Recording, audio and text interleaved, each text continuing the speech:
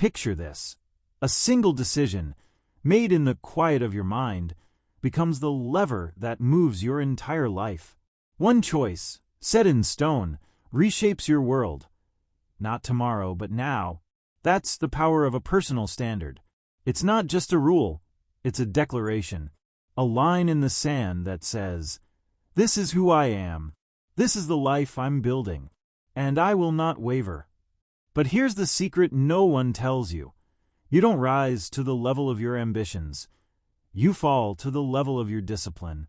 You can set the grandest goals, dream of summits no one's ever touched. But unless your minimums are raised, your worst days will pull you back to average. What does your worst day look like? Because that's your true reflection. Is it chaos, delay, giving up halfway? Or is it reflection, recalibration, and relentless focus? Think of the concert pianist, not just playing for a crowd, but practicing scales in solitude until their fingers move like second nature. Or the writer who rewrites the same page 100 times, not for applause, but for mastery. Excellence lives in the moments when no one is watching, when no one is clapping, yet you continue. That is your floor. And the higher your floor, the more your life transforms, not by magic, but by motion. If you elevate your baseline by even 20%, your outcomes don't just improve slightly, they multiply. That's the compound effect of high standards. So let me ask you, what have you tolerated that's kept you tethered? What habits, what thoughts, what excuses have you allowed to stay longer than they should? Because life doesn't hand you what you hope for. It reflects what you accept. It starts with the small things, the time you wake, the way you speak to yourself, the care you give to your space. If your environment whispers indifference, it's shaping you, even if you don't notice. Imagine an athlete stepping into the gym before sunrise, not because a coach is watching, but because that's his creed. That's his self-contract. The way he trains, eats, sleeps, recovers, all dictated by a personal code. Success, that's just the byproduct of a man or woman who refuses to settle. They've already decided, this is my threshold. This is the quality I bring. Period. But here's the pivot. You must make your standard public. Not by shouting it, but by living it. Let it be felt in how you move, how you decide, how you lead. A quiet authority that needs no explanation. Because the world reads you before you speak. People don't follow words. They follow energy. They align with presence. And presence is built in private. If you've ever walked into a room and immediately sensed who commands respect, that's not charisma.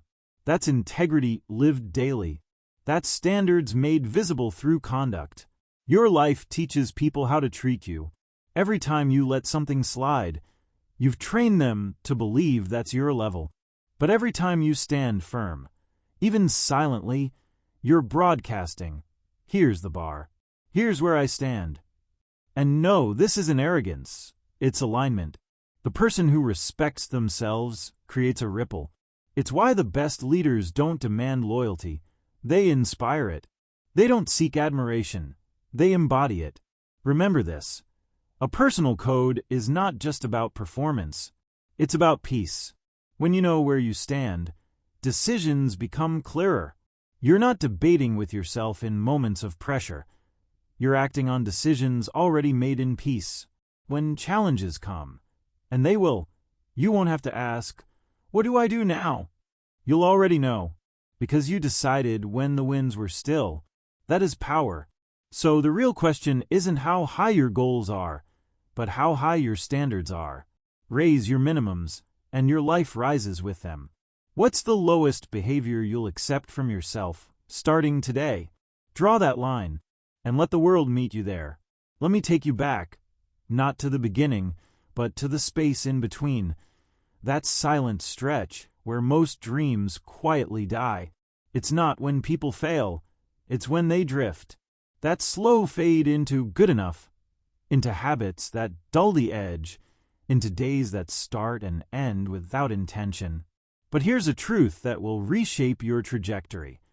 You don't lose because you're weak. You lose because your standards aren't clear. Without a solid code, every temptation, every distraction, every shortcut feels justified.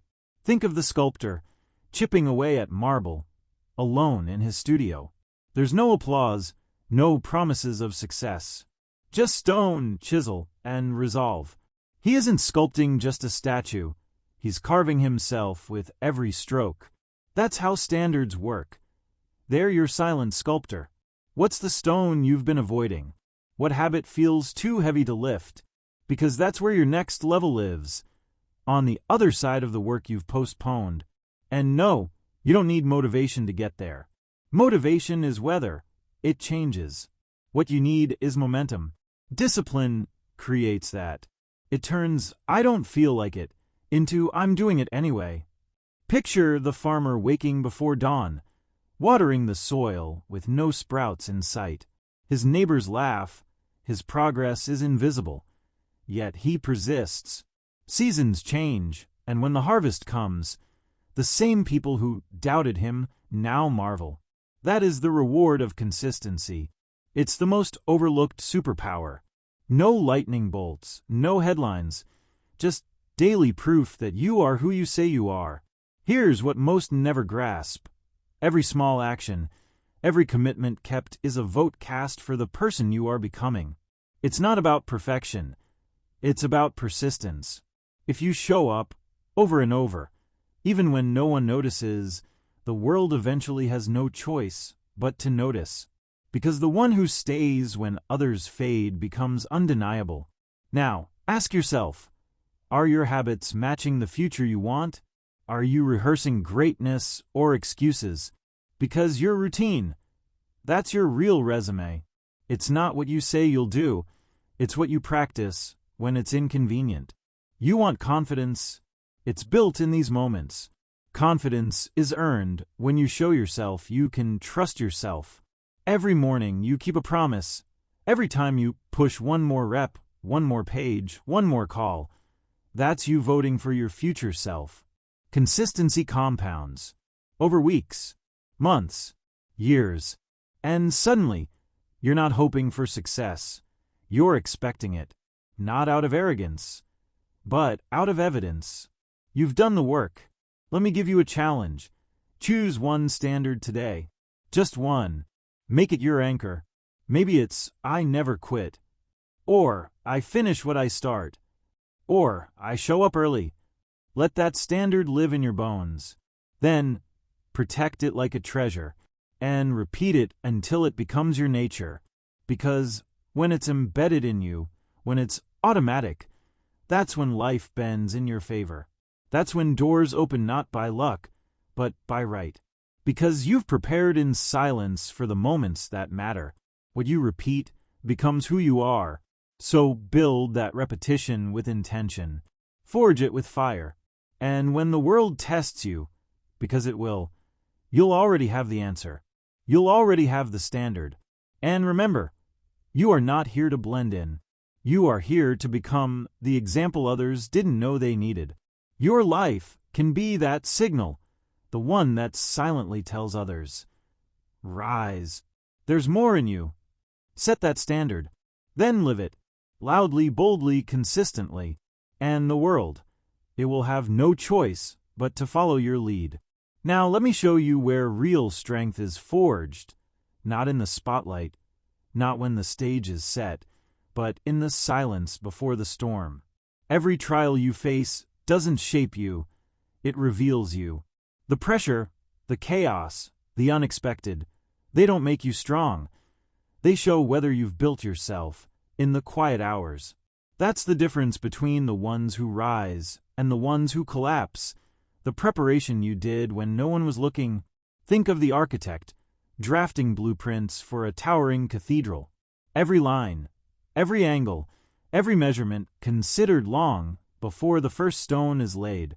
He knows that when the storm hits, it's too late to question the foundation. The time to decide who you are is before life demands the answer. So I ask you, Have you decided who you are when everything is calm? Or are you hoping to figure it out when the winds start to howl? Preparation isn't glamorous. It doesn't get likes. It doesn't trend. But it pays. The person who trains in the dark carries power in the light. They walk into uncertainty not with fear, but with readiness. Not because they're fearless, but because they've trained their response. Imagine a commander studying every inch of the battlefield before a single shot is fired. When the fight comes, he's not scrambling, he's steady. That's what solitude does for you. It gives you clarity, a mental map of your own terrain. Without that, you're just reacting to life, being tossed from one crisis to another. But with it, you move with precision, with purpose. You don't just survive the pressure, you rise through it. Here's the truth. If you wait for the challenge to decide who you'll be, you've already lost. But if you've built your identity in the stillness, the storm becomes your stage. Not because the storm is easy, but because you're anchored. Let me make this clear. Standards aren't tested in theory. They're proven under pressure.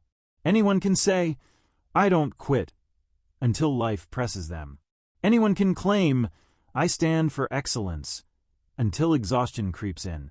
What will you do when no one is cheering? When no one is watching? That's where it counts. Take a moment to ask yourself, where in your life are you still negotiating? Where have you left decisions open for debate with your weaker self? Close those doors now. Decide in advance what you will always do, what you will never tolerate, what you refuse to become. Because if you don't set your code, the world will set it for you. And the world isn't interested in your highest potential. It's only interested in what you'll settle for. When you set that code, it's no longer a question of, should I continue, when the path gets hard. It's already been answered. You just act. Think about the violinist practicing for years in a room no one enters. When the grand stage finally arrives, there's no hesitation, no panic. They don't rise to the occasion. They fall back on preparation. That's how you meet opportunity. Not by scrambling, but by stepping into a role you've rehearsed every single day. So what area of your life have you left untrained? Where have you said, "I'll figure it out when I get there"?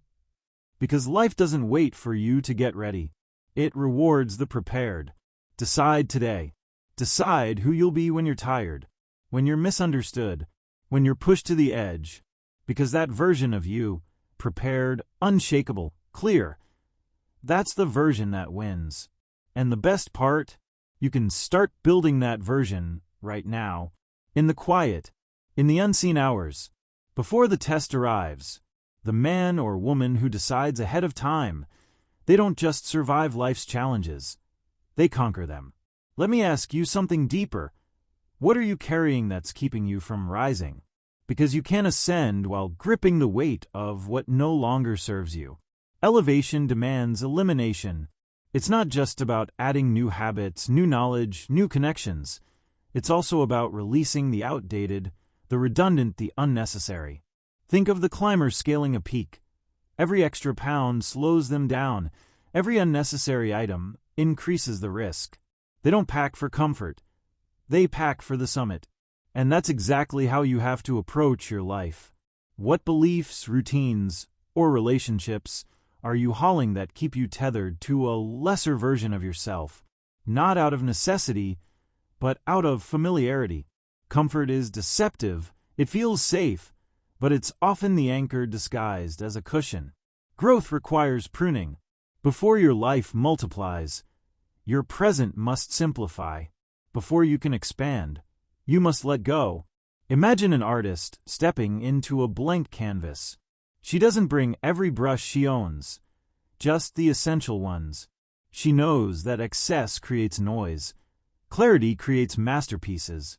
Your environment works the same way. Look around.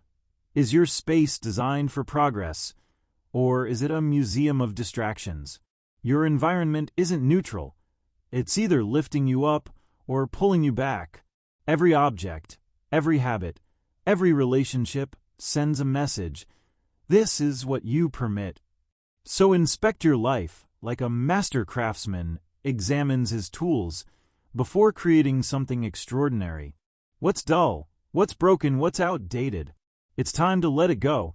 And yes, it might sting. Letting go often feels like loss. But it's not. It's space-making. You're creating room for the person you're becoming, not clinging to who you were. Imagine boarding a ship to a new world. The captain says, "Only what's essential comes aboard." You look at your baggage, physical, emotional, mental, and realize half of it belongs to a life you've outgrown. The only way forward is lighter, leaner, clearer. Ask yourself, what patterns are chaining you to yesterday? What alliances, however familiar, speak to your insecurities instead of your potential? The journey ahead demands a different version of you, a leaner, sharper, more focused version. Because here's the price of growth. Not everyone, not everything can come with you. This isn't cruelty. This is clarity. When you raise your standard, your world adjusts, or it exits. And that's okay. Not everyone is meant to walk with you to your next level. Some are lessons. Some are anchors. Know the difference. And let me tell you, this isn't just about people. It's also your habits, your thoughts, your self-talk. What you repeat, you become. If your inner dialogue keeps excusing the same mediocre actions, that's the first thing that has to go. You're not abandoning your past. You're upgrading your path. And that requires the courage to say, this no longer fits. This no longer reflects who I am becoming. So clean the slate. Reset your environment. Reevaluate your circle. Redefine your rituals. And then watch as your space, your habits, your relationships begin to align with your higher standard. Because that's what standards do. They don't just dictate what you pursue. They filter what you refuse to carry. Release the unnecessary. Travel light. Move fast. Aim high. Because your future isn't waiting for the clutter to clear. It's waiting for you to clear it and rise. Let's talk about the invisible force that shapes everything you do, your environment. Not just the walls you live in, but the atmosphere you create around yourself. It speaks louder than any goal you set, any mantra you repeat. Your surroundings are a reflection of your standards. And whether you realize it or not, they are training you every single day. Walk into the workspace of a master, an inventor, a strategist, a craftsman, and you'll feel it instantly. There's order, purpose, precision. Every tool has its place. Every item serves a function. That's not vanity. That's a visual commitment to excellence. Now look around your own space. What does it say about your seriousness? Is it built for growth, for focus, for purpose?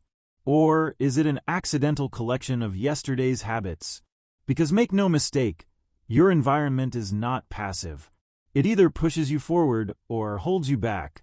If your surroundings are chaotic, your mind will mirror that chaos. If your space is built with intention, your actions will follow suit. Imagine a conductor stepping onto a stage, baton in hand, ready to lead an orchestra. But the instruments are scattered, the musicians distracted, the sheet music incomplete. No symphony can emerge from that. The same is true for your life. Without order, your potential plays out as noise. You must treat your space like sacred ground, a temple for your mission. Whether it's your desk, your kitchen, your phone screen, everything around you is either helping you rise or giving you reasons to stall. But it goes deeper. It's not just physical space. It's your calendar, your habits, your digital environment, every notification, every tab open, every unchecked commitment. It all speaks back to you, reinforcing either clarity or confusion. You want to write clearly? Sit in clarity. You want to think deeply? Eliminate the shallow distractions. You want to act boldly? Surround yourself with reminders of why you began. Your environment is your silent trainer. It whispers to you constantly, this is who you are. This is what you accept. So design it on purpose. Let your space mirror your ambition, your focus, your standard. If a stranger walked into your life today, your room, your workspace, your schedule, what would they conclude about your direction? Would they sense intention, or would they see drift? Raise the level of your surroundings to match the level of your vision. Let your environment be a constant invitation to step up, to sharpen, to move with precision. Because here's the truth: what surrounds you surrounds your mind. And what enters your mind shapes your destiny. Control it, design it, elevate it, and you'll find that your actions, your thoughts, your energy, they rise to meet it. Let me leave you with this. Your standards are not just personal rules, they are the architecture of your legacy. Long after your name fades from memory, what you stood for remains in the lives you've touched, the work you've done, the example you've set. Every decision you make, every boundary you enforce, every discipline you uphold, they echo beyond you. Think of the craftsman whose techniques are passed down through generations, not because he wrote them in a book, but because his integrity lived in every piece he created. That's legacy. It's not built in headlines, it's built in habits. And legacy isn't a question of fame. It's a question of fidelity. Did you remain true to what mattered when no one was watching? Did you hold the line when the pressure said to fold? Because whether you realize it or not, you're always teaching others how to treat you and how they might treat themselves. Your consistency, your grace under pressure, your refusal to settle, these become the invisible lessons others absorb from being around you. You want to change the culture around you? Don't raise your voice. Raise your standard. You want to inspire your family, your team, your friends? Don't tell them what to do. Show them who you are. Because people don't follow instructions. They follow examples. They don't remember speeches. They remember actions. So ask yourself, if my life was the only message someone ever heard, what would they walk away believing? About discipline? About self-respect? About courage? You are not just building a life. You're building a reference point for your children, your peers, even strangers who may never meet you but will feel the ripple of your decisions. The world doesn't need more noise. It needs more people who live their truth so fully, so visibly, that others can't help but rise just by being near them.